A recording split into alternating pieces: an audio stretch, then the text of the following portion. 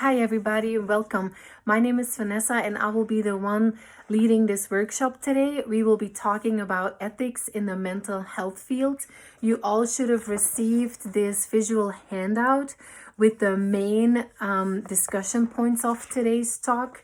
So you will find on there a definition of conflict of interest, navigating ethical dilemmas, ethical decision making, and a link to both a code of ethics from the Counseling Association and the American Psychiatric Associations. I also added an extra paper where you can write down notes or write down questions, and we can discuss them at the end of our workshop. So let's get started. First, I want to talk about conflict of interest and what this exactly is and what it means. So if we look at our handout, a conflict of interest is a personal, professional, or financial interest that interferes with clinical objectivity. These are considered dual relationships and these are not acceptable. The Code of Ethics is very clear about it. So an example of a dual relationship would be that you've been seeing a client for a while and you've been building up a trust relationship, and your client is giving you a gift card for your birthday, or they made you a bracelet for your birthday. Even though that is super kind and very giving, as professionals we cannot accept that because it blurs the boundary between the professional and the client, and it's not in the best interest of our clients to accept that. The Code of Ethics is very clear about this as well. We cannot accept any gifts. Another example is, let's say you're helping somebody and they need some somatic work done, and you know somebody who is a somatic practitioner. So you refer your client to this somatic practitioner, and the somatic practitioner is giving you a 5 or 10% referral rate. So you make money out of your own client going to the somatic practitioner. This is also not done. This is very dangerous, and we do not want to get involved in any of those practices. It's not in the best interest of the client.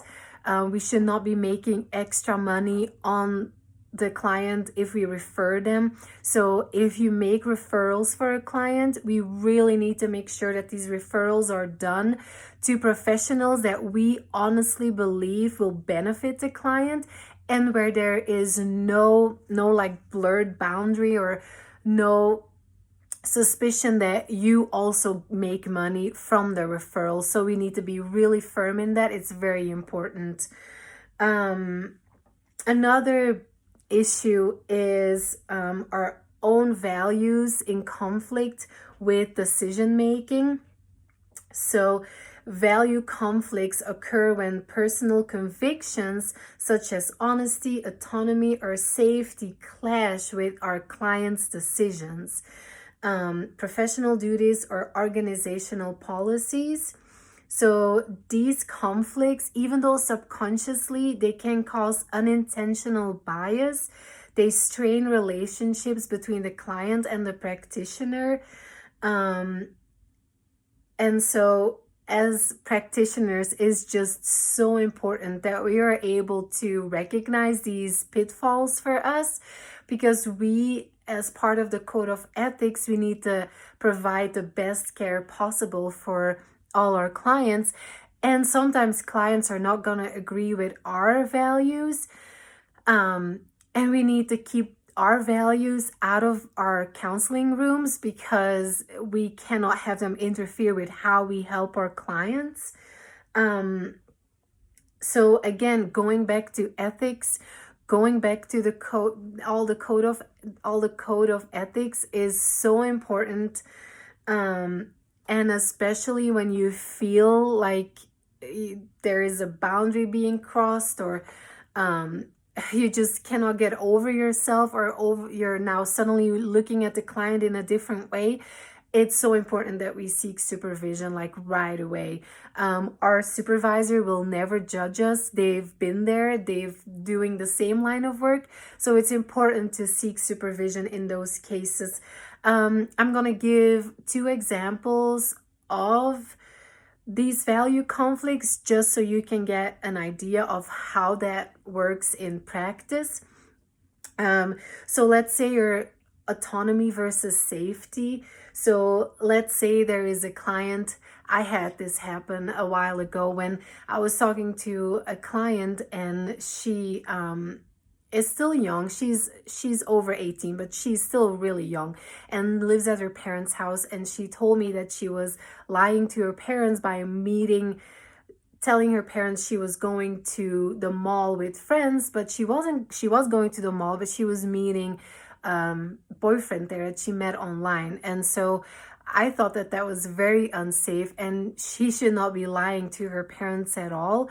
So we had a whole discussion about this, like, what is, like, do we know that this person is actually a teenage boy and not an adult man?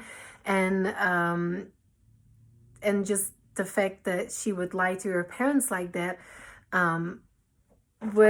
triggered some stuff in me as a mom. And so I really had to put that aside, and my first priority became like, are you safe? And is this situation totally safe? And in the end, it turned out fine. He was a 16-year-old boy, or her age, or yeah, so it wasn't anything concerning, but just the fact that she lied about it, I noticed myself starting to view her in a different light, and I really had to work through that. And so I discussed this with my supervisor, and she explained to me what I should do and how I could handle the situation. So always, when there is doubt, always go to your supervisor. Another quick example, let's say your client shares something with you really honestly, but it's harming another person, this secret. This creates an ethical dilemma in its own, because you're not supposed to share this, but it's actually harming another person. So the impact on clients of value conflicts is that it reduces trust. It can make the clients feel judged, unheard, or disempowered. So yeah, we need to be watchful when we feel that what a client is saying does not align with us, with our values. So methods for resolving this conflict, always consult the ethical codes first. Practicing self-awareness, use supervision, and be curious over your judgment. Maybe you're the problem, or maybe something is happening inside your system that you need to look at as well. And if you feel like, I cannot see this client anymore, always refer after you talk to your supervisor. Some ethical principles that were set by the ACA, the American Counseling Association, and the American Psychiatric Association, they prioritize client welfare, self-determination, and safety. These standards require professional competence, informed consent, confidentiality, and fair treatment while navigating these complex legal ethical dilemmas. So it's really important to always look at the code of ethics. You need to live by them. You need to abide them. That's your toolbook. So practicing with honesty and truthfulness, maintaining trust, loyalty, and honoring professional commitments. There is an obligation to do no harm. So we need to be careful in our clinical practice to not harm our clients more. We need to respect the client's right to self-determination and independent decision-making. And then lastly, real quick before our time is over, so the big trick in this is the confidentiality versus duty to protect. So mental health professionals are ethically and legally bound to maintain client confidentiality, but this duty conflicts with the need to ensure safety when a client shows severe or imminent risk of harm to themselves or others. In those cases, it's always this needs to be discussed in the informed consent first session always. And then you need to assess the risk assessment, making sure it's okay for you to breach the confidentiality, and consult with your supervisor and document everything. So very good that nothing wrong can be traced back to you, that you did everything right. And so, yeah, our time is up. I really hope this was helpful for you and that you gained some insight about the code of ethics. Again, these are so important, and I cannot express this enough. So please reach out to me if you have any more questions. Use your visual, and yeah, good luck. Thank you so much.